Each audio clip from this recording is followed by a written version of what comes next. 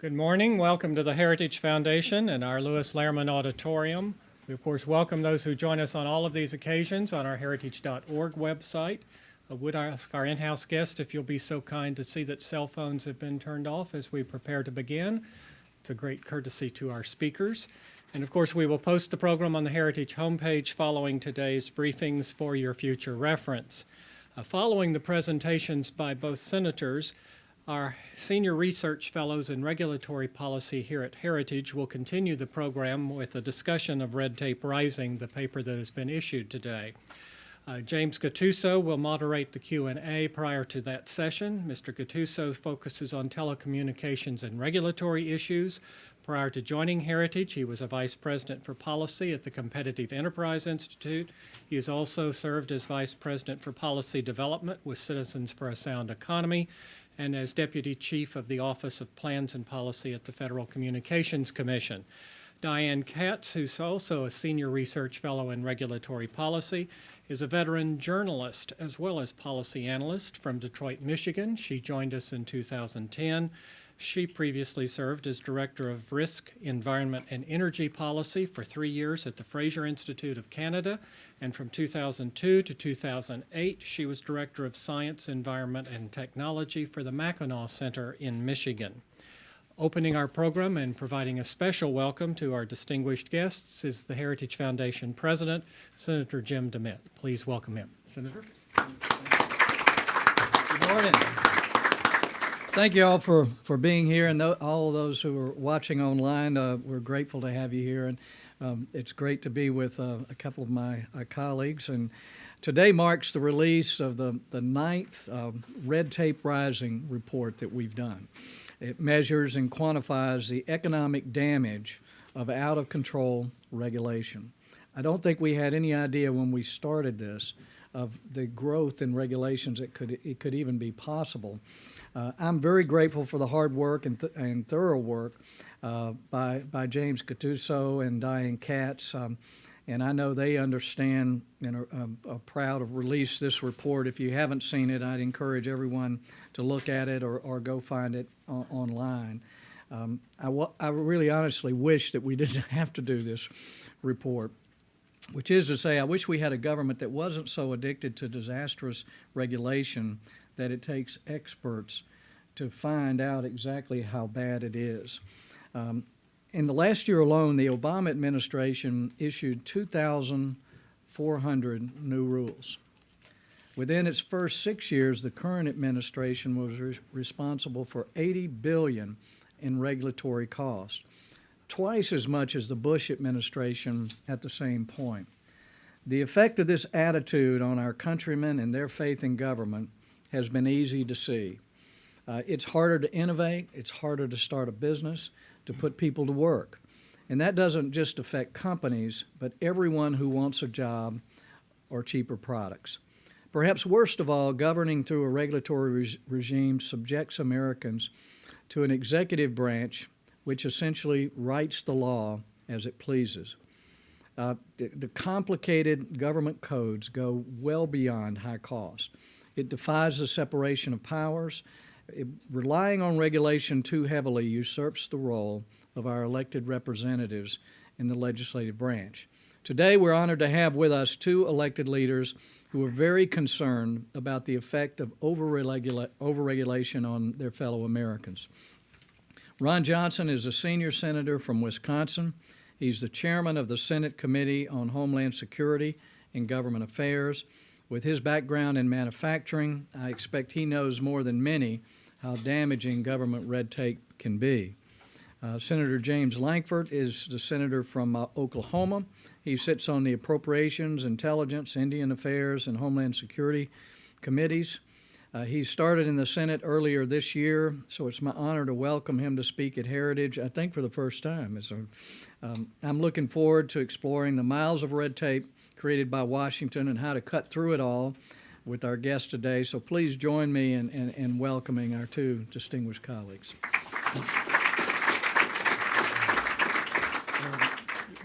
Brian, are you starting? Yeah. How's this? Okay. Well, thanks, Jim. It's great to be here, and it's great to see you again.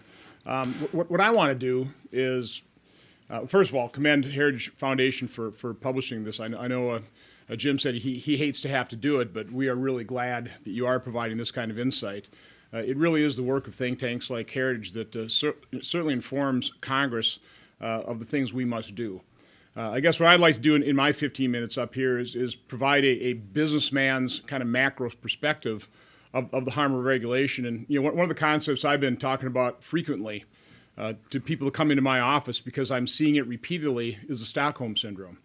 I think you all know what that is. That's when a kidnap victim starts thinking fond thoughts of their kidnappers when they offer them a glass of water to allow them to survive another day. And what's just sad is that's kind of what's happening now today. We'll get business interests coming into our office and talking about it's taken us 6 years to permit this project. I mean, would you please just support this one piece of legislation? We'll cut that time down to 5 years and 9 months. We'll be so grateful. And trust me, I'm happy to recognize. I'm not happy, but I recognize the reality of the situation, and I'm happy to help provide those businesses that glass of water to get them to survive. What I really like people to start thinking about, though, is being set free. Realizing they are being held captive by this massive government. Now, let's get one thing on the table. We're not opposed to regulations. We actually do need a federal government, but we need a limited one. I think the genius of our founding fathers is they realized, we're men, we need to be governed, but they realized that the government was here not. They realized the government, by and large, was something to fear. Because as it grew, our freedoms receded, and that's what we see in a state that overregulates. We are really witnessing a real reduction in our freedoms. Maybe one good example in terms of, Jim was talking about how the fourth branch of government, we don't seem to write laws anymore. We write frameworks. And then we let the fourth branch of government, the regulatory agents, really write the laws. And two great examples is really Obamacare and Dodd-Frank. And I always get it mixed up in terms of what the word count was on those two pieces of legislation, but they're pretty close. Somewhere between 350 and 380,000 words is what Dodd-Frank and Obamacare was. And this was about a year ago. Dodd-Frank was already up to 15 million words. Obamacare was up to 12 million words. It kind of gives you kind of a sense of the problem we're in. Let me talk structurally what we're dealing with here by telling you a quick little story. I was at a business roundtable event, and Jim McNeary, the head of Boeing, was the current chair, and he stood up and welcomed everybody to breakfast and said, hey, we're the business roundtable. We represent the largest corporations in America. Who? I realize we're not in the best standing with the American public, but that's a conversation for another day. That's what he said. I was the first senator to stand up and give my little spiel, and I went right to that comment, and I said, we can't afford to have that be a conversation for another day. How do we get to a point in this country where business is viewed as evil? Where rather than celebrating success, incentivizing it, we demonize it, we demagogue against it, and truthfully, it works politically. Well, I know I got white hair. I kind of lived through the takeover of our university system in the 60s. And so the left, progressives, have had control of our university system for decades. But when you control colleges of education, of journalism, of law, of economics, you can control our culture. And they have. And so structurally, as conservatives, as limited government individuals, we have an enormous structural challenge because the education system is not promoting a free market enterprise system. Certainly our news media isn't, nor our entertainment media. I actually called up a gentleman who wrote an op-ed in the Wall Street Journal about a month ago, and he was just upset. He took his children to an animated movie, where guess who the main villain was? An evil business person. I mean, this is insidious. So strategically, so structurally we got this problem. We don't have our news media, our entertainment media, our education system promoting what works. America is a marvel because we have 5% of the world's population, yet we produce 20 to 25% of the goods. That's not because of a big, massive, all-intrusive government. It's because of individual liberty and freedom, and a free market system that's lifted more people out of poverty than any other economic system, but we're not promoting it. Now, from a strategic problem, a strategic challenge, understand what the strategy of the left is and how simple it is. It's simply to addict Americans to government. So they've been doing since FDR. Just addict Americans to government. By the way, it's not only a financial addiction, it's just an addiction that everybody is coming to the federal government to solve their problems. I mean, I see it in my office all the time. Our problem as conservatives, from a sales standpoint, is the left, they're giving away candy, right? They're making all these promises. It's addictive candy. It's tasty stuff. And our sales challenge is we're the ones in the unenviable position of having to say, nah, we know you like that candy, but have you noticed that toothache? That's a cavity. It's going to get abscess. It's going to infect the body, could kill you. We're selling the Drill and Novocaine when the other side is giving away candy. So again, it's a whole lot easier selling and giving away addictive candy than trying to sell the cure. And that's just an enormous challenge. So my plea to the Business Roundtable that morning was, first and foremost, start defending yourself. Make sure the people that work in your organization understand that if they're ever going to get better pay, better benefits, better job opportunities, better job security, it's not going to come from a law passed in Washington, D.C. It's going to come from a group of individuals that have aspirations, that want to innovate, operating in freedom with a free market system, succeeding, working together to produce the products and services that we all value. And by the way, in business, success is measured by something. It's called a profit. It's not evil. It's necessary. It's what businesses use to invest into capital to expand their business. It's what businesses use to provide better pay and better benefits. Now, unfortunately, with the structural problems in our education system and our news media, that's a pretty heavy lift in today's culture. But I always ask businesses, if you succeed in your own organization of making that point, defending yourself, take the next step. Make sure that people who work with you realize that your suppliers have to succeed. Your customers have to succeed. This entire free market economy, this marvel that we call America, has to succeed. I always add, even big oil and big pharma. What, silly me, am I the only one that wants a life-saving new drug? Am I the only one that drives my gas tank down where it's 10 miles on the dial and I'm really glad there's a gas station at the next interchange? I mean, I really hope you get my point. Now, also from a businessman's perspective, and here's a real problem. Remember George McGovern? The George McGovern moment when he went up to, I think, New Hampshire somewhere and started bed and breakfast, and he basically made the comment, had I only known how hard this was.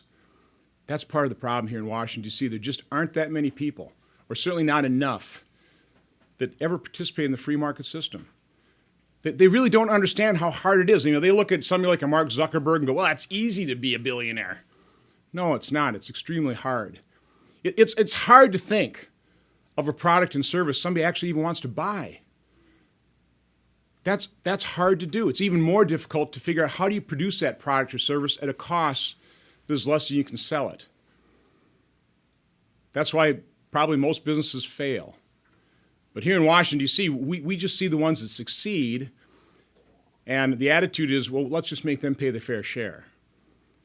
What's even worse is the attitude is those business people that succeed, they don't care about their workers. They don't care about product safety. They don't care about the environment. Nothing could be further from the truth. But that's a prevalent attitude. That is what leads to overregulation. And we've got to change that attitude. Now, one thing would be very helpful, and this would be a nice little constitutional amendment. Add to our oath of office the Hippocratic Oath. Wouldn't that be nice? I swear to defend and support the Constitution, but I also swear, first and foremost, do no harm. Because if there's one definition of government, it really is unintended consequences. And we see it all every day. Now, let me, in my remaining couple minutes here, let me go through a businessman's approach to analyzing the federal government and how we should approach things here. I've done a lot of strategic planning in my lifetime. It starts with the mission and vision statement.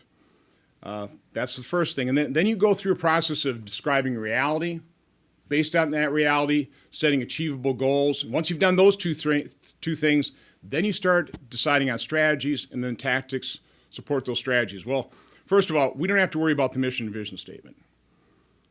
We have the most wonderful mission and vision statement ever created for human self-governance. It's included in our Declaration of Independence. It's simply, we hold these truths to be self-evident, that all men are created equal, that they are endowed by their Creator with certain inalienable rights. Among those are life, liberty, and the pursuit of happiness. Now, those words are powerful. They are elegant. They set the stage for what we really need to do. But then if you start burrowing down in terms of the next step in that strategic planning process, laying out reality. Now, in business, you do a SWOT analysis. It's not a term that people understand in Washington, D.C. Normally when I say SWOT analysis, people start looking for a fly or a mosquito. But what it really is strengths, weaknesses, opportunities, and threats. It's very easy to do a SWOT analysis on the American economy. What are our strengths? Two major ones. We're the world's biggest customer. We're the world's biggest market. Now, I come from a manufacturing background. Trust me, manufacturers want to be close to their customers. From a logistics standpoint, from a cost standpoint, from a standpoint of being able to provide excellent customer service, it just makes a lot of sense. So trust me, global capital, global manufacturers want to manufacture close to the world's largest market. It is enormous competitive advantage on the global scene. The other enormous advantage we have is we have a bountiful and cheap power. If you're going to manufacture things, you need power. And cheap power is better than expensive power. So why are we in policies of this government trying to artificially drive up the cost of power? That is crazy. I would rather compete with the world's largest market, cheap energy, than with cheap labor. Now, what are our weaknesses? Two major ones. We have a grotesque and uncompetitive tax system. Well, let's face it, if you're a global manufacturer and you want to come and site a manufacturing plant for the North American market, are you going to site your manufacturing operation in Toronto with 15% top marginal tax rate or Detroit at 35%?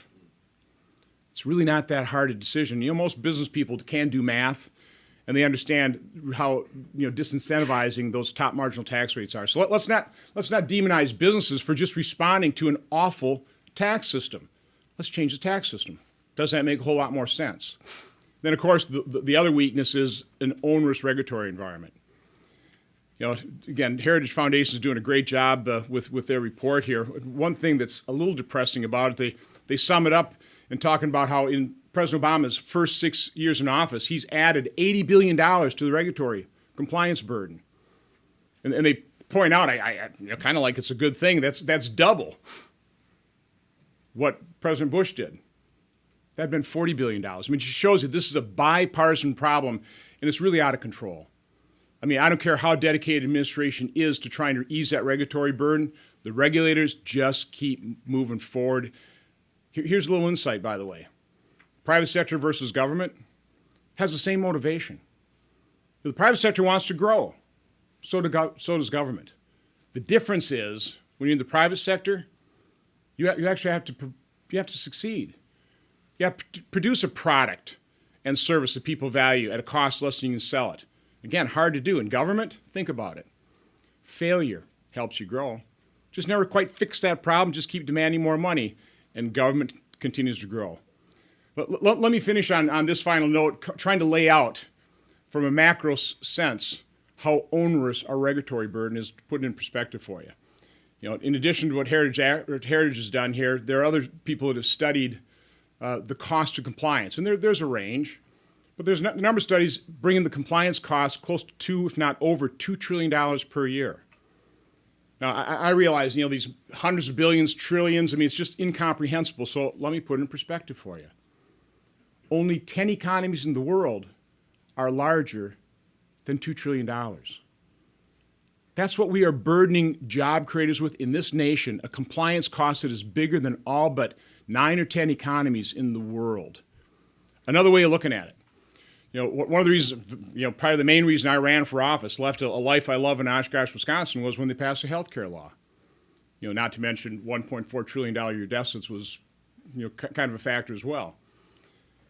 But if you think back to 2009 during the debate over the health care law, remember how the other party was just beside themselves.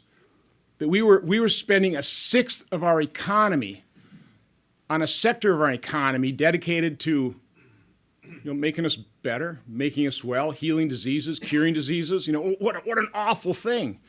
We got to get control over that.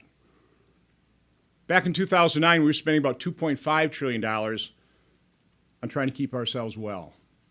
And by the way, if you want to juice the economy in a certain sector, if you want to create jobs, I have a hard time thinking of a better sector than healthcare.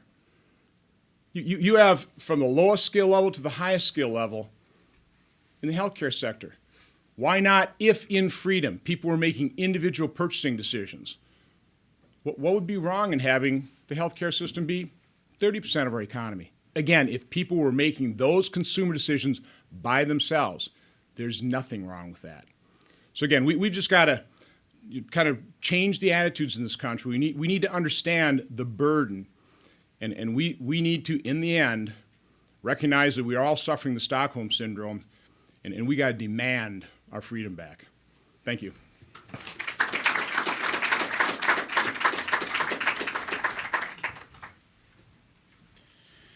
Well, good morning. Glad to be in the middle of this conversation with you. It's a pleasure to be here at the Heritage Foundation. Thank you for the invitation very much, and to be a part of Red Tape Rising. And the report that's put out, I would encourage you to take a look at that report and be able to go through the details of it, as it details out a lot of the issues that we're facing. And as Chairman Johnson mentioned, this is not just a Democrat-Republican issue. This is a bureaucracy issue, and it's been a growing problem for a long time, and it continues to accelerate.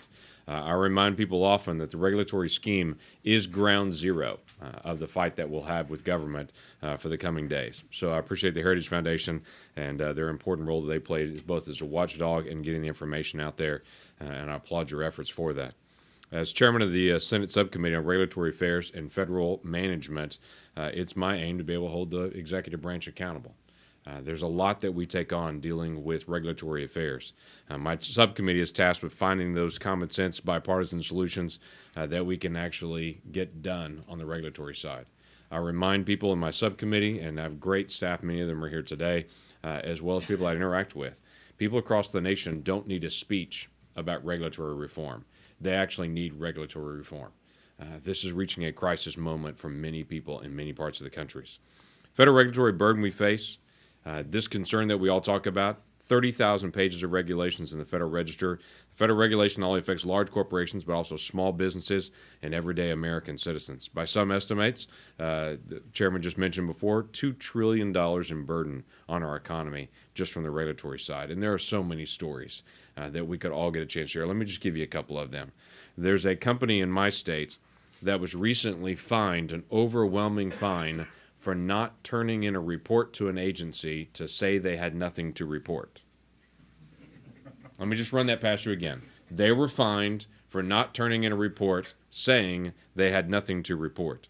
If you're a small traditional community bank right now, they're in pause mode on doing loans because of the oppressive Dodd-Frank regulations that are still rolling out. They call their regulators and ask, can we make this loan? Their regulator responds back to them, we will be there to do your inspection later. And they say, well, I just need some insight from you. Can I make this loan or not? And they'll tell them, when I get there to actually check your bank, then I'll make a decision at that point. Well, it's retroactive, so what do? They just don't make the loan. Lots of banks around the country that used to do family farm loans in small homes. We're talking homes of $40,000, $50,000, $60,000 in rural America. Those home loans are very difficult to get now because of the Dodd-Frank regulations, where these regulations specifically target the most vulnerable Americans.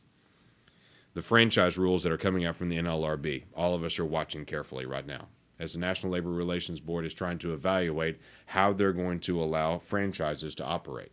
So in the meantime, they just have this one simple statement out there. They're checking to see if the large companies that own franchises and then those franchisees that actually own their own small business, that do the hiring and the firing and the oversight in their side, they're saying if the larger company has direct, indirect, or possible control, then they're going to connect the dots and call them a joint employer and make everyone accountable in the process. Well, it's the death knell to the franchise system, the small business world that we have in America that has grown so many individuals that are sick of working for someone else and want to start their own business. The route to that's been the franchising across America. This administration is seriously contemplating radically changing those rules in such a way that it's difficult for you to start a franchise, because at the beginning, every franchise at the beginning has some connection to the group that's helping get them started. If you have direct, indirect, or possible control, then you basically can't be a new franchise owner and try to get started on a new business. Stacks of OSHA regulations that we've all seen, the piles of those. And our good friends at the Consumer Financial Protection Bureau, the CFPB, which has no restraint, no accountability, no oversight, and is benevolent dictatorship. As most of us know, looking across the world, benevolent dictatorships only work well in the first generation. After that, it gets really bad for that nation. The concern is with the CFPB is they literally have no oversight, and they'll tell you they're well-meaning, but well-meaning in the first generation gets really bad in the coming days. That's why our government was set up to have checks and balances, so that no one can function on their own without oversight, now except for the regulators. So instead of getting lost in the Federal Register pages, the committee that I serve on, we've taken an approach to try to examine the federal government's regulatory process from a broader perspective. To literally not get lost in the forest and see each individual tree, but to also try to evaluate how we're going to deal with all of the big items and the structural part of this. I want to make sure the regulatory process is transparent, that we hold the executive agencies accountable. One way to accomplish both these goals is to require agencies to hear from the individuals they regulate. You know, originally we were a government by the people, for the people, of the people. When the people have to come to someone else to constantly seek permission for everything they do, it's shifted. And we've seen that shift. Of course, Congress has already required this by notice and comment rulemaking, but many people that I talk to have expressed a real concern that they're left out of the process. And they're not having their voices heard, or they're not heard in a timely manner. I take these statements and accusations seriously. We're trying to make sure that people hear the concerns of other Americans. People don't know where to complain even anymore. They just know there's a problem. So we're trying to identify that. To that end, the committee, Homeland Security, Government Affairs, and the subcommittee that I serve on, partnered with Heidi Heidkamp. We've launched a portal called the Cut Red Tape Initiative. The Cut Red Tape Initiative is focused on trying to get insight from any American, families, small business, large business, medium-sized business, whoever it may be, on a regulation or regulator that has been a problem. To be able to gather this information, to separate it out into 3 different buckets and try to determine what needs a legislative fix, what's an administrative fix, what's a regulator that's out of control, and how do we resolve this. And to be able to organize that in such a way that we can actually reach back and to try to find a way to hold the administrative state accountable in this process, to make sure that regulations actually help the American economy rather than stand in the way of the American economy. As most of you know as well, regulators are also required by executive action to actually do a regulatory look back. That is, examining the regulations that they have already on the books and figure out if they're still effective and if they still work. The problem is, most of the agencies are not actually doing a complete regulatory look back. For example, the Department of Labor, they have 676 rules. 676 total rules from the Department of Labor. It's overwhelming, and that's one agency. Take a guess how many regulations they examined in this year's regulatory look back. They advertise they're doing their required regulatory look back of 676 rules. They're reviewing 4 of them. And that is their quote-unquote required regulatory look back. So we've started the process to try to hold the agency's feet to the fire on this. Last week, I wrote a letter to the EPA, the Department of Interior, the Department of Agriculture, the Pension Benefit Guarantee Commission, and yes, even the Department of Labor, asking for their process of how they selected what regulations they were going to review, how often those regulations come up for review, and how they actually are trying to get feedback from the American people to determine how do they actually fix this. We have a broken process of actually doing our regulatory review.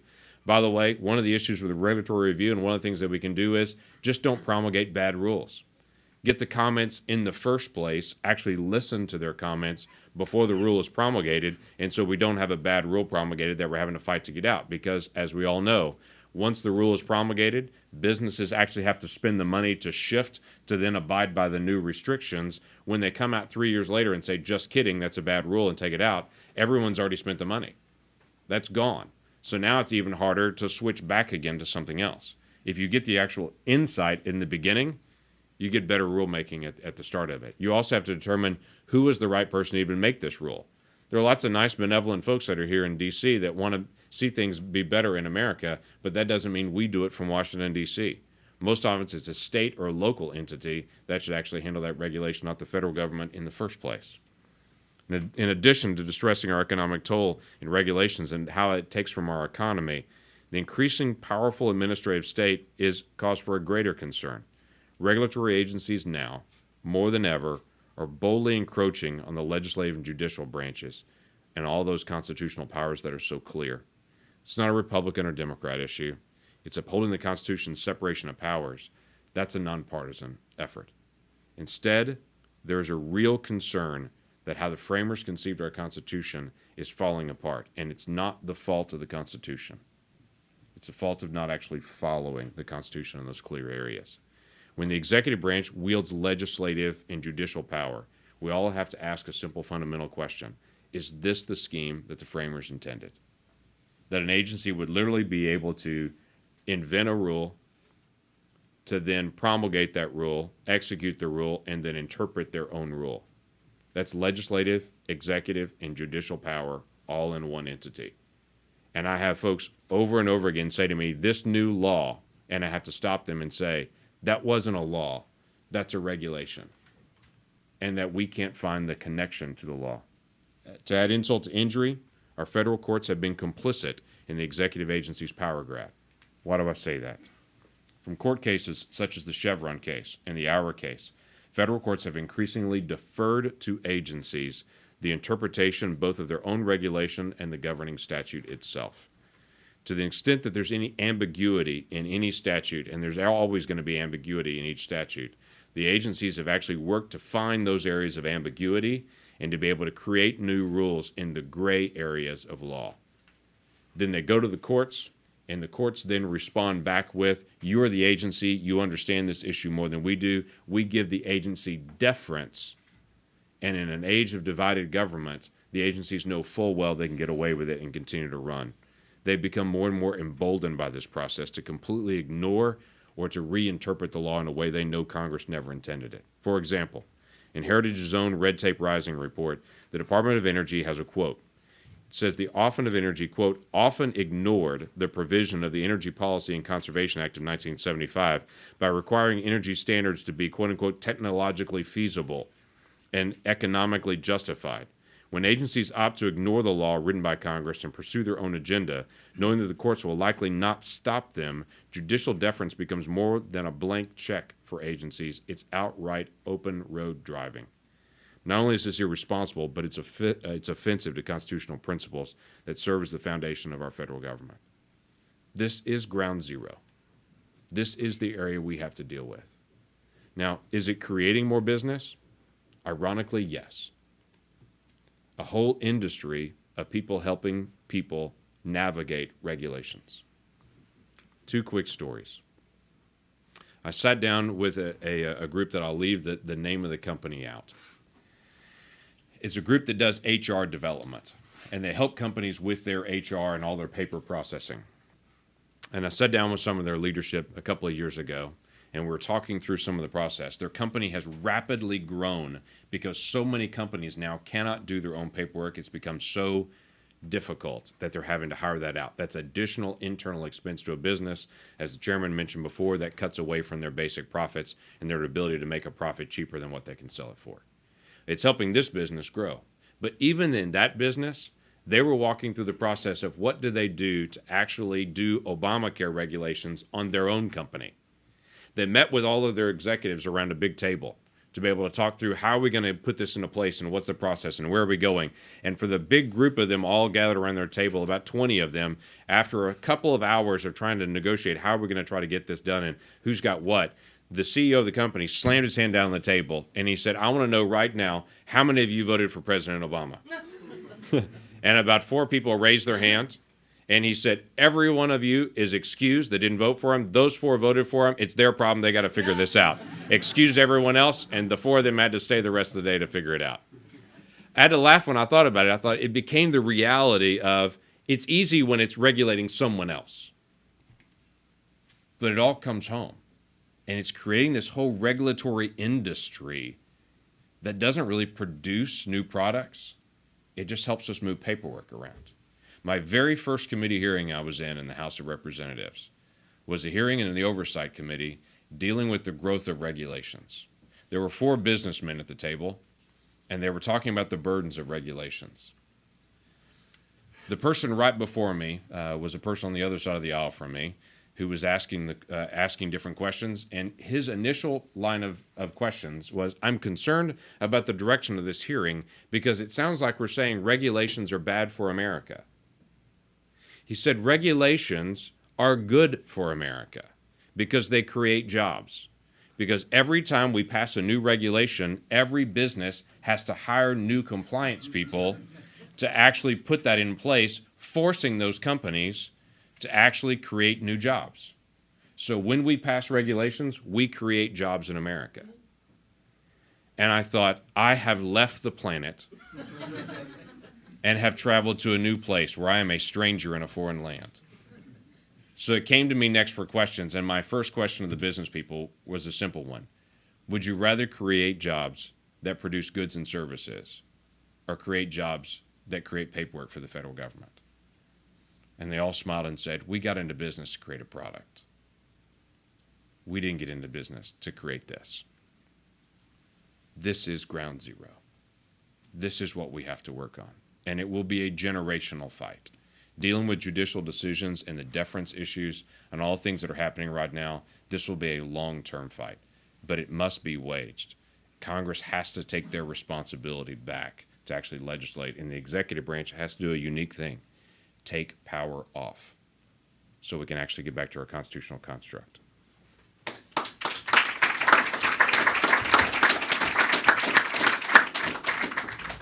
With that, why don't we turn over the program to the audience if you have any questions for either of the senators. Yes. Given the acknowledged reluctance of members of this Congress to really read through complex legislation like the Clean Air Act, the Clean Water Act, why should we expect that Congress would be any more diligent in reviewing a 500-page EPA air pollution regulation than it was when the Clean Air Act was originally passed? And why should we expect that kind of review to actually limit the scope of regulations when the agency was given a blank check to begin with, knowingly given a blank check to begin with? Well, first of all, if you've got to read 500 pages, that's a good reason right there to vote no and not allow it to go forward. I mean, there are proposals, and it'd be good. We need a process for subtraction in Washington, D.C., and there are a number of proposals, things like the RAINS Act, the one in, one out rule. I'd have 1 in 10 out rule, some kind of BRAC commission. We need a process of subtraction. And, from my standpoint, it'd be pretty easy to vote no against some rule that's 500 pages. Yeah, I would just say for the EPA especially, this administration has taken an old law and has reinterpreted it in novel new ways that no administration has ever interpreted that way. That's what I was trying to mention before, that they're working in the gray area of the law. They're trying to find any area of ambiguity. That's impossible to write something that no one out there can ever reinterpret in some new ways. If the judiciary continues to give deference to agencies to let them run without that proper restraint, we'll always have a problem. The chairman mentioned the RAINS Act, which is a great way to be able to say if a rule is promulgated out there, that Congress has the opportunity to look at it again. Another way to get at that same thing is the Congressional Review Act, which is currently law now, requires a presidential sign-off. Basically, no president is ever going to disagree with his own agencies. Another way to correct that is to remove the executive branch from the CRA. That allows it to be able to come back to Congress. If Congress looks at it and both the House and the Senate say that rule's out of bounds, that doesn't follow the legislative intent, we know legislative intent, we wrote it, then we could also push that back out as well. But if the courts aren't going to do it, Congress has to. Just real quick, because James mentioned the courts, one thing I think is pretty insidious and very concerning is this process of sue and settle, where you've got the regulatory agencies and the courts, filing suit, the court, then allows the settlement, and all of a sudden that becomes law, completely outside the intent of Congress. That's a practice that has to end. Well, is there much chance of that legislation being moved through Congress absent a change in the filibuster rules?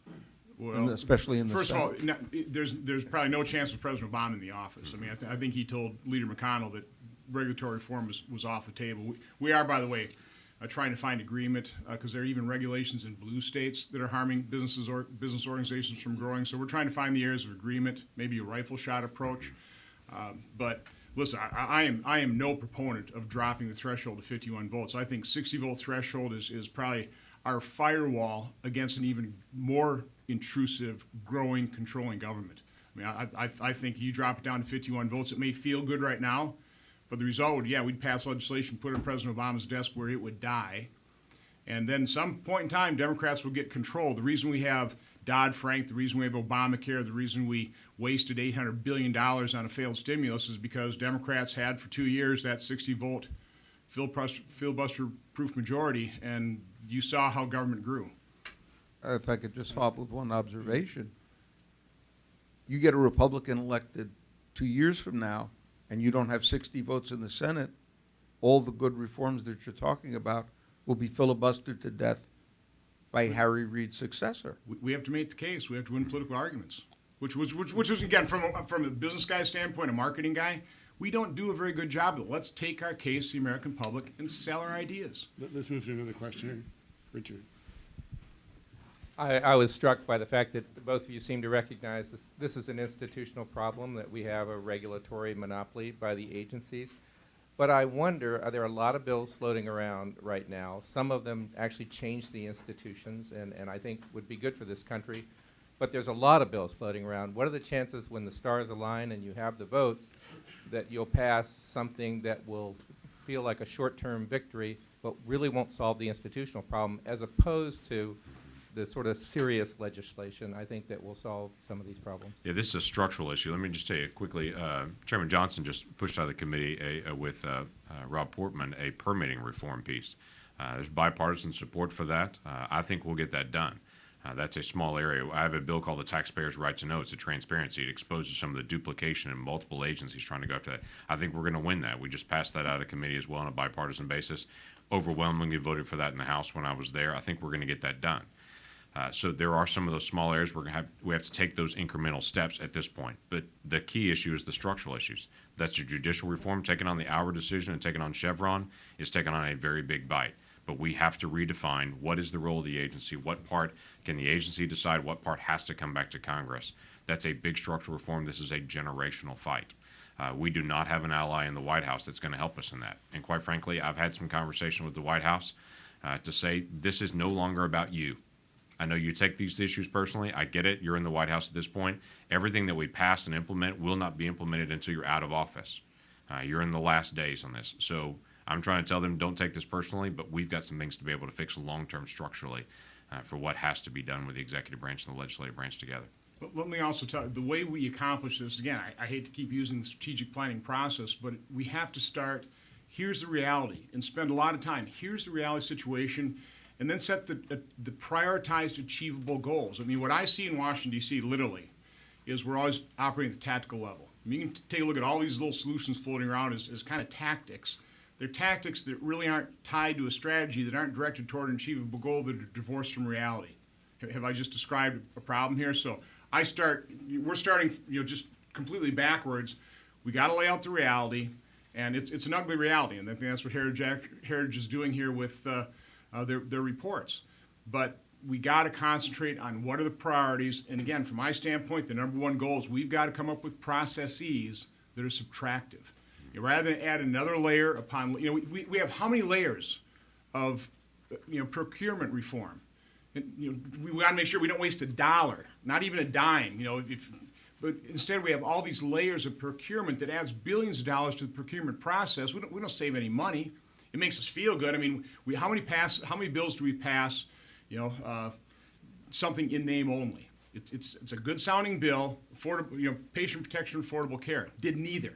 The exact opposite. And so we have all these Orwellian name bills. We've got to come up with a prioritized list of achievable goals, understanding that what we need is we need a process of subtraction in the federal government. In third row and over on the side here. Speaking of getting an ally in the White House, would each of you volunteer to be the moderator for a presidential debate so that we can be sure that all of these presidential candidates actually understand what each of you understand as business people and senators? I think George Stephanopoulos gets that, don't you think?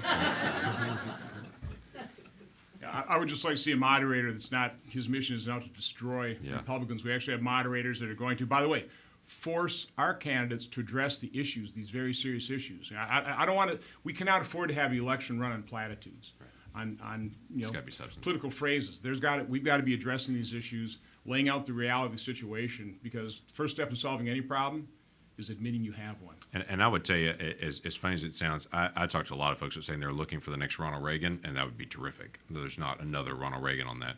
I'm really looking for the next George Washington, as odd as that sounds. George Washington had the unique ability as a leader to take power off. He was offered so many things as the first president, assuming you're going to run this like a king, and he was offered so many things that he said, no, I'm president. I'm not a king. I turn that power down. We've got to have someone reset the executive branch that steps up and says, that is not the role of the executive branch. While I would like to have that power, that's not my role. So I'd like to see one of our candidates step up and say, I'm going to turn power off in the executive branch. That should either be to the states or the legislative branch. And yes, I know it's messy and slow, but welcome to our constitutional system. By the way, I did want to note that we have two of perhaps the only two Republican senators who are not running for president here. That's right. Yeah, you're two of the three, actually. Yeah, Congratulations. two By of the the way, three. that's my number one criteria for somebody I want to support for president, somebody who does not want to be president. but again, there was only one George Washington. In the back there. Hi, I'm a farmer from California. And if anybody has taken abuse in the regulatory system, it's the American farmer. And as many of you know, we have quite a water problem in California. And it's not just a state issue, because California provides half the food for this nation, and the Central Valley provides half the food for California. And with the regulation, it's hard for a farmer to fight with the cost of attorneys. And where do you see this issue going? Because unlike a product that you manufacture, like Mr. Johnson's talking about, we produce a product that you all need. So where do you see this going, and how do we fight? Well, again, we have to get our priorities straight in this nation. I mean, people come first. You know, what is best for the citizens of this nation, as opposed to, listen, we're all for protecting endangered species, but it gets to a point that's a little bit ridiculous when we're starving ourselves, when we are really letting our farms, just go dry. That is crazy. It makes no sense to me. But you chose to live in California. It's where God chose to have the sunshine and everything fall for a long time. I would say one of the things that we talk about a lot is who makes the decision, the state or the federal government. Many of the regulations, they're pulling up from the states, and that has traditionally been the task of a state or a local government to do. And somebody says, well, my state does a good job with this, and so we should enforce this on every state. So I am constantly trying to find ways to be able to say, that's not our job. I know you have a good idea, go be governor. That's not your job. Push that down to a state level. The one challenge of that is California, which you're right, feeds the nation in many ways. And for many of the products that we use, and is driving a lot of our regulatory scheme, and the state regulations in California are pushing the rest of the country in this area. By the way, James is absolutely right. I think the long-term solution to these problems really is devolving power back to states, back to local government. Really, again, the foundation premise of this nation, government close to the governed, where it is more efficient, more effective, more accountable. One of the things I'd love to see the Republican Governors Association do is, come up with their list of priorities of the power they want back from the federal government, and then work with their congressional delegations to write the piece of legislation to put that power back to the states. Other questions? No, right up here. Just have a question about your committee, Chairman. I wanted to ask you about the reportedly over 4 million legal immigrants waiting for USCIS applications to be processed. Is your committee working to require the Obama administration to process those before they grant any legal status under the Executive Action Program to illegal immigrants? Yeah. Well, I can tell you our committee is, its top priority is looking at the immigration issue, starting with border security. We held our 6th hearing. I think we've had about 3 different roundtables, really trying to lay out, again, first step in solving any problem, admit you have one, which first requires laying out the reality, properly defining the problem. This is an incredibly complex issue. You know, specifically what you're talking about, you know, puts your finger on a big part of the problem. You know, because we have so many illegal immigrants, because we have a president that knows no constitutional constraints, putting in front of legal immigrants, processing benefits and those types of things for illegal immigrants. I mean, just understand how grossly unfair that is. So, you know, certainly what I've been trying to do, and when we had Secretary Jay Johnson in front of our committee, you know, this administration has made it pretty known that they're not going to consider any immigration reform unless it's comprehensive. Secretary Johnson said that, admitted during testimony, that we will not have situational awareness, 100% situational awareness, you know, by the end of this president's term. So, okay, I mean, I understand the reality situation. I know how complex it is, but would, you know, based on that reality, would you at least then work with us on a step-by-step basis? You know, I come from a manufacturing background. I understand about continuous improvement. I'll take the step-by-step improvement in our process.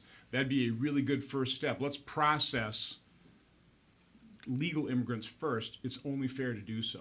But again, we have very little control other than holding hearings, highlighting the issue. Again, you've done a very good job of you know, highlighting how grossly unfair that is, to create the political pressure to really force the administration to respond. But that's, you know, how we try and use our committee is, and I've told staff that too, that the objective of every committee hearing is to get the people on the dais, hopefully the members of the audience, maybe even administration witnesses, to take the first step in solving a problem, which is admit you have it by laying out those realities. Any other questions? Yes.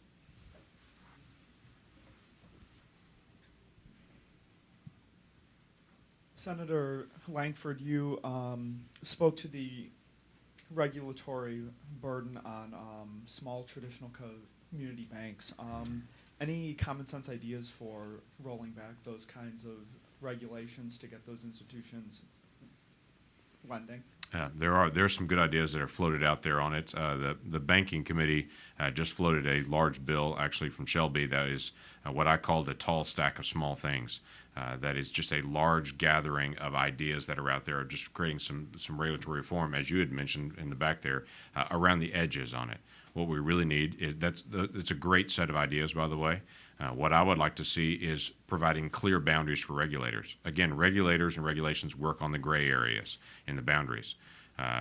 Tom Hoenig, which many of you know, works at the FDIC, was on the Federal Reserve before, has floated an idea that I think is worthy of great consideration, and that is to redefine, again, the traditional bank. And if you're a traditional bank, there's 2 things that are with that. Are you in complicated derivatives? That's a yes or no question. If you're not, do you have 10% capitalization? That's, again, a yes or no question. If you're 10% capitalized, if you don't do complicated derivatives, you're a traditional bank, you're exempt from the Basel requirement, you're exempt from the vast majority of Dodd-Frank. It was never intended to head towards you anyway. Exempt it. There are 6,500 banks in America. 6,100 of those banks would become exempt just like that. And it's a clear definition. 10% capitalization, in complicated derivatives, period. So they can get back to doing small town lending. They can get back to doing their mortgage lending. They can get back to lending to farms. They can get back to doing all of those things that they've done for decades and done successfully if they'll just keep their capitalization. Most of your community banks are capitalized well beyond 10%. Many of our community banks in Oklahoma are 20% plus. So that's not a high hurdle for them. And if we're talking about safety and soundness, let's get back to safety and soundness. Complicated derivatives or capitalization, that's a good definition for it. So that's where I'd like to see us go. One basic point, and to kind of keep this simple, is if you want to squeeze risk out of the financial sector, I mean, isn't it less risky to have the lending decisions made in the communities? where you know the fellow that runs the plumbing shop, maybe he doesn't follow on all the criteria, but you've known him for 30 years. He's always paid back the loans. I mean, this is a person of integrity, and it's one of the real harmful effects of regulation. Is I've talked to so many community banks that literally, because they can't lend, they've laid off loan officers and they've hired compliance officers. And we can talk about the regulatory burden, but put yourself in the head. And here's one of the reasons it's difficult to raise regulatory reform as a big issue, unless you're dealing with it. Unless you're the company head or the compliance officer or somebody in the business actually having to fill out the forms. Most people go about and they really don't have a clue of the regulatory burden, and the real cost to our economy is how it distracts innovators, people that are trying to develop new products, new services, improve the products and services they're providing to the public. It distracts them from their primary mission of doing that. And instead, they're spending all their time going, oh man, I got that report due next week, and what a miserable thing to have to do. Again, it's hard to overstate that burden. Yeah, let me give you one quick illustration. I know we're running short on time, but one quick illustration on that on the community banking side. The difference between a regulator making a decision and a community bank making it is especially in agricultural areas. I talked to a bank not long ago that said, we have a family, and I know the family, have known the family for generations. The son's a farmer. His crop comes in at a certain time. He's going to last. His money's going to last, and the month before he's going to reap the new harvest, he's going to run out of money. He does every year, and he has for 20 years. He runs out of money right towards the end, so he can make it 11 months. That last month, I'm going to help float him, and I do it every time. He has a new crop that comes in, and he's always fine to be able to pay it back. It's happened year after year after year until 2 years ago, and the regulators came in and told him, you can't do this anymore. That's predatory lending that you're doing. And so literally now that farmer has nowhere to go to get the loan to be able to help carry them through that. Okay, again, if the bank is well capitalized and if they're not in complicated derivatives, let community banks work with communities and with people. That honors people and manages at a local level rather than have someone in DC say that doesn't fit in my box, so you can't do that.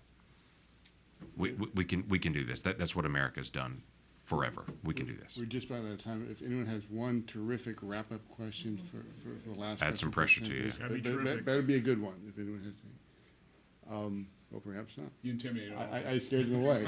Anyone have a bad question? No. Okay. Well, I want to thank our two senators, Senators Johnson and Langford, for being here today, and hope you well in your cutting red tape initiative. Yeah. Well, keep up the good work. Yeah, thank you.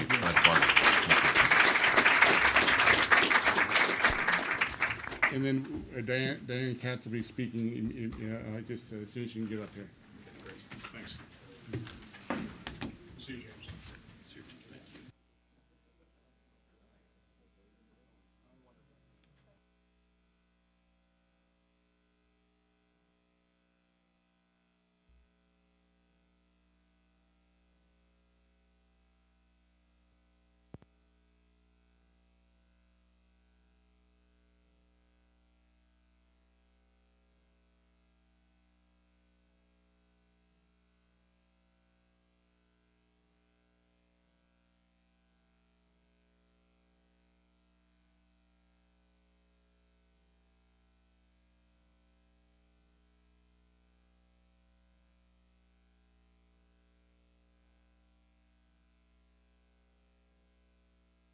Three of you who've stayed, I'm going to outline the report a bit. And I appreciate you remaining here. To say that we have a regulation problem is an understatement of epic proportions. The government determines now the serving size of breath mints, and it demands 12-point type on clothing labels. It prohibits dog walkers from strolling with more than 4 animals, and it requires that cat food calories are listed as kilocalories per kilogram. The feds also restrict the amount of water per flush and the amount of electricity to operate the oven clock, as well as the clocks on 50 other appliances. And of course, Washington prescribes the type of health care you must buy. Never before has the administrative state been this vast and this powerful. And this administration in particular is likely the most regulatory in history. The addition of 27 new major regulations in 2014 pushed the tally for the Obama administration to 184 major rules. Now, majors are those that are anticipated to cost the economy $100 million or more a year. And as our senators mentioned, the cost of these 184 rules are estimated to be nearly $80 billion annually. And there's also an additional $17 billion in one-time implementation costs. This is more than double, as we heard, the $31 billion or so that was imposed by the Bush administration in the same 6-year period. But the actual total is really obscured by the large number of rules for which costs have not been quantified, and that's becoming an increasing problem. Cost calculations were incomplete for 12 of the 27 rules that were issued in 2014. And in several instances, agencies only reported paperwork costs, although compliance with other elements of the rules could push total compliance costs to hundreds of millions of dollars. A further problem is that independent agencies, which include most of the financial regulators, are largely exempt from requirements to perform cost-benefit analyses. Consequently, in 2014, a year dominated by Dodd-Frank rules, the reported regulatory costs are artificially low. The absence of costs is a major dysfunction in the administrative process. Analyzing costs is necessary to identify the trade-offs inherent in rulemaking and to determine the most efficient means of action among various alternatives. It's also crucial information for the public to have to hold regulators accountable. And without such information, regulators can simply act on whim rather than on reason. Many, many more regulations are on the way. The administration's unified agenda has about 126 economically significant rules in the pipeline. Among the most anticipated, of course, is the EPA's ozone rule, which many predict will be the most costly regulation ever promulgated. But regulatory overreach by the administration is only part of the problem. Unfortunately, they left. They can't hear me yell at them, but a great deal of the excessive regulation is their fault. The result of Congress granting broad powers to agencies through passage of vast and vaguely worded legislation such as Dodd-Frank and the so-called Affordable Care Act. Regulations of securities in the banking system dominated rulemaking in 2014, accounting for 13 of the 27 new major rules. 8 of those 13 were prompted by Dodd-Frank. Virtually no aspect of the securities and banking system remained unaffected by the act, which encompassed 850 pages of legislative text and has spawned 19,000 pages of regulatory text so far. Dodd-Frank rulemaking remains incomplete, which is hard to believe. At the end of the fourth quarter of 2014, only 58.5% of the 395 required rulemakings have been finalized. 23% of the rulemakings haven't even been proposed. So the full effects of the act have yet to be felt. But as noted by the senators, many of the regulations have led to higher banking costs and fewer investment options. Ironically, Dodd-Frank was pushed by proponents as necessary to rein in the largest banks. In fact, the regulations are giving the largest banks a competitive advantage even greater than they already had over smaller enterprises. Small banks' share of U.S. commercial banking assets declined nearly twice as much after Dodd-Frank as they did between 2006 and 2010, before Dodd-Frank. But businesses are not mere victims either. It's not unusual for corporations to cooperate with regulators in crafting rules, particularly if they have resources in hand to hire lots of compliance lawyers and lobbyists. I mean, it's understandable that they do so, but we shouldn't get the idea that that they don't have a hand in crafting rules to their advantage either, as opposed to just saying no. The urge to exploit regulation for competitive advantage is not limited to big business either. Small businesses, including real estate agents and car dealers, employ powerful trade associations that have long used regulation to limit competition. The Department of Energy ranks second in the number of major rules issued in 2014. All of the rules restrict energy use by various appliances and electrical gadgets, things like power adapters for cell phones and laptops, coolers in ice cream parlors and grocery stores, that sort of thing.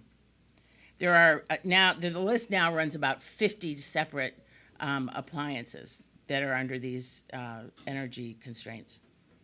For each of these rules, the DOE counted as a benefit the energy savings to owners for more efficient equipment and appliances. We think of these as private benefits, but they constitute a substitution of the regulator's preference for that savings as opposed to what consumers and business owners might choose to do. Whether energy savings are worth the bigger cost, the higher cost of a more efficient item is a decision that the consumers and that business owners can and should make for themselves. So taking away their ability to make that decision, it's not a benefit, that's a cost. The Obama administration defends its regulatory record by touting the projected benefits of its rules. But the benefits estimates, as calculated by the agencies, need to be considered with skepticism, to say the least. Regulators have an incentive, as they do with costs, to minimize them, and with benefits to overestimate them. Some of the benefits claimed aren't beneficial at all, such as the private benefits I just noted. And in other instances, agencies skew benefits by using unrealistic or unsupported claims. A perfect example are these nutrition labeling rules that were finalized by the FDA late last year. So as described by FDA, the potential benefits of the rule result from, quote, the nutrition information made available in a direct and accessible manner to enable consumers to make informed and healthful dietary choices. Warms the heart, right? But much as regulators wish they could nudge us, citizens, to behave in prescribed ways, there's a mountain of research that shows that nutrition labeling does not change eating habits. Nonetheless, they've imposed these rules at tremendous cost. Our figures on the increase in regulation are consistent with other measures of a growing regulatory burden. For instance, according to economists Susan Dudley and Melinda Warren, spending on federal regulatory agencies has increased from $20.7 billion in 1990 and $50.9 billion in 2009 to more than $54 billion in 2014. And Susan's newest report indicates that the president's budget request for 2016 is seeking almost $67 billion for regulatory staffing and spending. Meanwhile, staffing at regulatory agencies has grown about 7% since 2009. The need for reform, then, obviously, has never been greater. The White House, Congress, federal agencies all routinely ignore regulatory costs, exaggerate benefits, and breach legislative and constitutional boundaries. They also increasingly dictate lifestyle choices as opposed to focusing on public health and safety. So here at Heritage, we have a list of regulatory reform proposals that I'll run through quickly, and then there is more detail of them in the report. One is to, this was mentioned earlier, require congressional approval of major regulations issued by agencies. We got to put the onus back on Congress. That's number one. Number two, require regulatory impact assessments of proposed legislation. So just as there is a score by CBO for legislation, there ought to be a regulatory score, if you will, for proposed legislation before it can reach the floor for a vote. Third, establish a sunset date for regulations. To help ensure that obsolete and ineffective rules are taken off the books, Congress should set sunset dates for all major regulations. And then at the sunset date, the rules would expire automatically unless they were explicitly reaffirmed by the relevant agency through a rulemaking procedure. 4, subject independent agencies to executive branch regulatory review. Regulations issued by the FCC, the SEC, Consumer Financial Protection Bureau, and the like are not subject to the same review requirements under OIRA. This is a serious loophole in the rulemaking process, and these agencies should be subject to the very same safeguards that apply to executive branch agencies, even though I do have some issues with how complete OIRA's review really is. Some review is better than no review at this point. 5, codifies stricter information quality standards for rulemaking. Federal agencies often mask their politically driven regulations as scientific imperatives. In such cases, agencies fail to properly perform scientific and economic analyses or selectively pick findings from the literature to justify their actions. And they ignore any information that contradicts their agenda. So Congress should impose very specific, strict information quality standards for rulemaking, as well as conduct oversight to ensure that the standards are met. And if this was done, EPA would be at a standstill because so much of what they impose is based on, if you'll excuse the expression, crap science.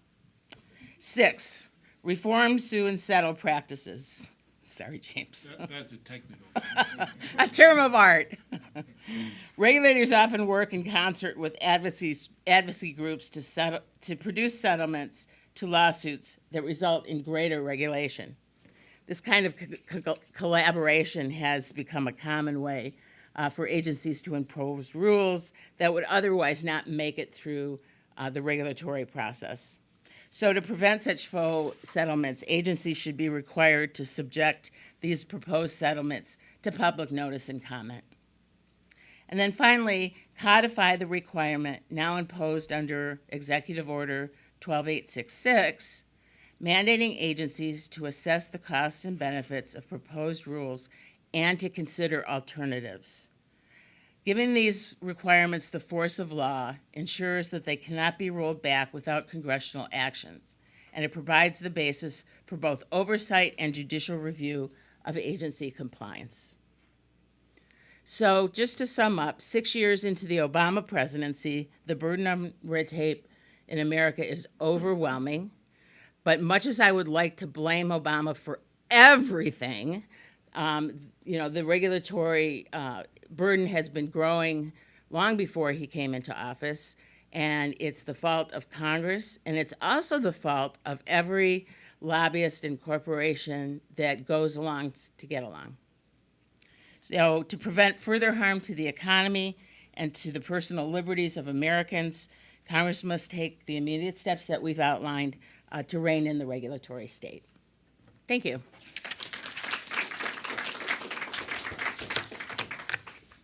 Let me take the moderator's privilege. Absolutely. Just to add to what Dan said, our headline number really, not the only number in the report, but a headline number is $80 billion, which is the incremental increase since Obama took office in the cost of regulation. But how big is $80 billion? Well, I found a website on the internet which has everything, and there is a law that says that if it's on the internet, it has to be true. The website is how big is 80 billion? Well, that's enough to pay the salaries of 2.2 million American workers for 1 year. It's enough money to pay for tuition for 15.6 million students at America's 4-year public universities. Take that, Bernie Sanders. It could pay the salaries of every CEO of America's 500 largest companies for the next 16 years. This is not chump change.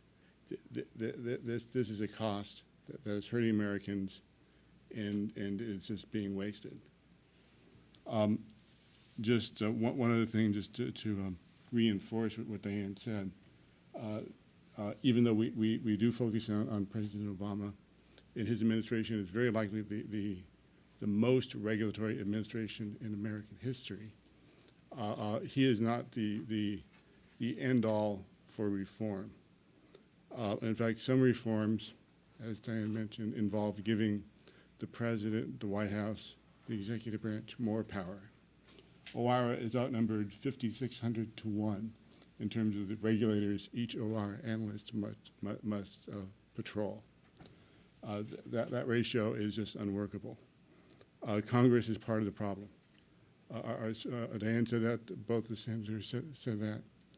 If Congress did not pass vague and ambiguous laws like Dodd-Frank, and I'd add the Telecommunications Act of 1996, which the FCC took a ride on earlier this year, a lot of the regulations would not have gotten through. And lastly, this is not a problem that will be solved by one election. It's not a matter of getting President Obama out and someone else in. President Bush, even though by our calculations regulated a lot less than President Obama has, still imposed in his first 6 years $30 billion in new regulation.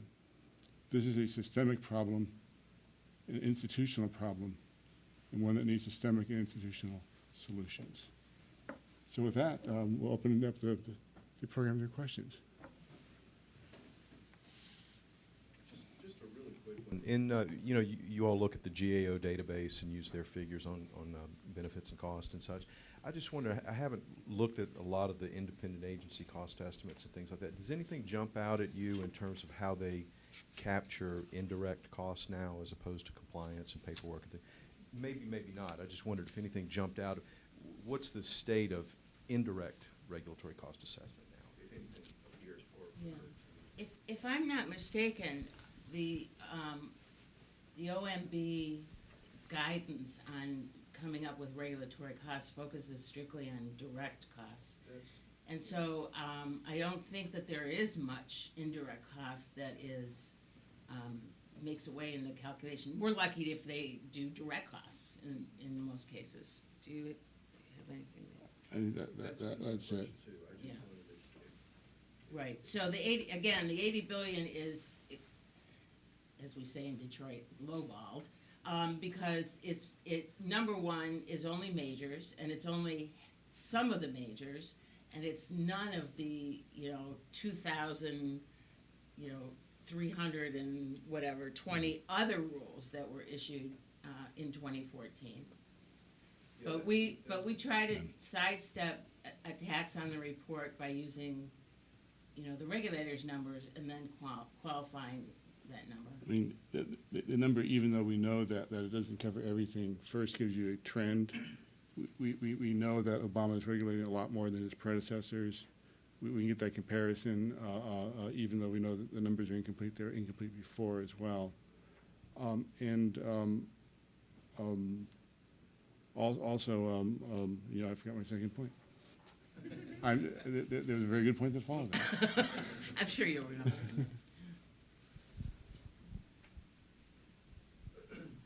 Ms. Katz, I think your second suggested reform was review of agency RAs before they get to the House floor under sort of a range structure. I was wondering what you thought of judicial review of agency RAs.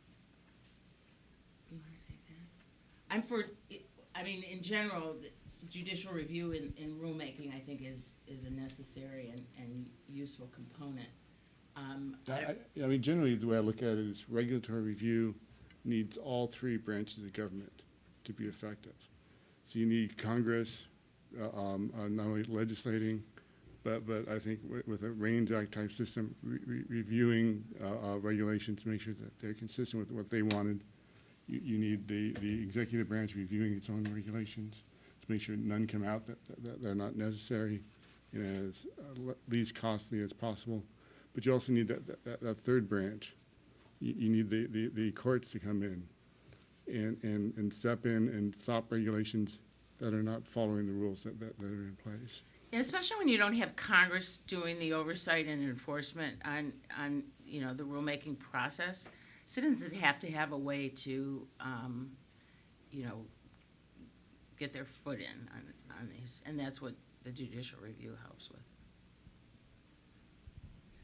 Hi, Jim Diane. I love the report. This is great. One of your suggestions, I just want to question you about it. Require regulatory impact analysis of proposed legislation.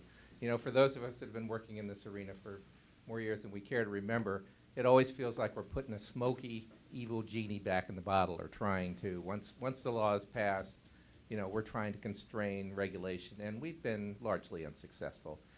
I wonder if having a government agency review proposed legislation is ever going to get us where we want to go. I wonder if it really shouldn't fall more to us than nonprofits. I mean, knowing that only 5% of legislation passes, but if we shouldn't be doing more on the legislative front. Well, I do know that, I mean, there are some estimates that are done by independent sources, either trade associations that hire economists to do them. I know Mercatus and George Washington Regulatory Center, they do some as well. I'm afraid, though, unfortunately, that even Congress and other sort of stakeholders will attack the integrity of the analysis and cast doubt on cost analysis overall. But I'm happy to. I mean, if you think differently, please tell us what you think. Well, and I don't know. I mean, I just know that you're exactly right. It all starts with Congress. It all starts with these bills, generally responding to the crisis of the day, and then they pass legislation that can go on for 100 years. And it seems to me if we're not successful at doing something about that, we are doomed to fail. I don't think, as much as I like all the bills that constrain the regulatory agencies, ultimately, if they can say, I am legally required to do this, and you can, all this other legislation, you can pass it as long as you want. As long as they're legally required to pass these regulations, we fail. Yeah. Well, there are so many instances in which they're not legally required, Well, but that's one thing. But you're right. Yeah. And I mean, how do you get voters to vote for people who don't pass stupid regulations? I don't know the answer necessarily to that. I mean, I think that the requirements for cost-benefit analyses, or really any of these procedural requirements, are not going to solve the problem, but what they do is they provide light and sort of a bump in the road. That when you have the legislation, speeding through in response to the crisis of the moment, an institutional bump in the road, if it slows things down and forces people to say, wait a second, is this the best way to do it? Okay, that can only help. And maybe if that was a process where at least they had to publish these before the legislation and people could comment on it, maybe that would help. Right.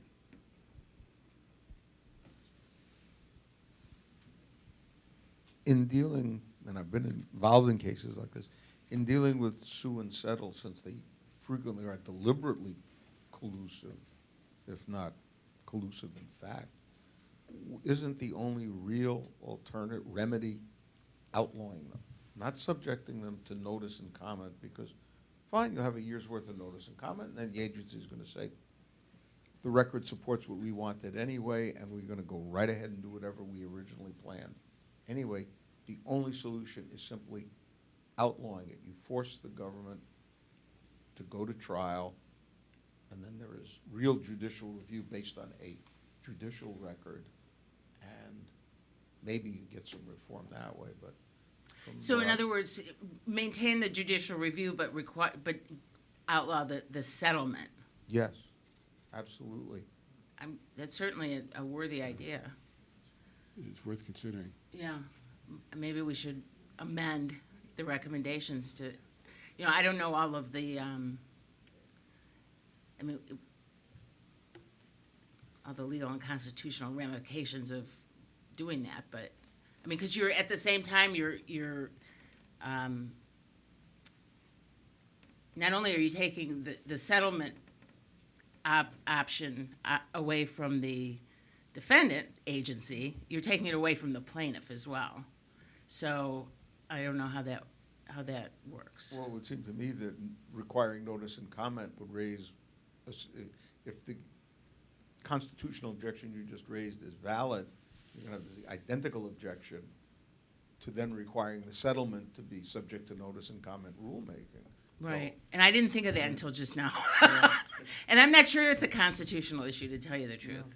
I just mean, wonder. It's something somebody will bring up. Yeah, But Chevron deference originally was looked at as a conservative victory because judges wanted to go even further to the left yeah. than agencies did, and this was seen as a break on it. Now it's ironically turned out to be exactly the opposite, so.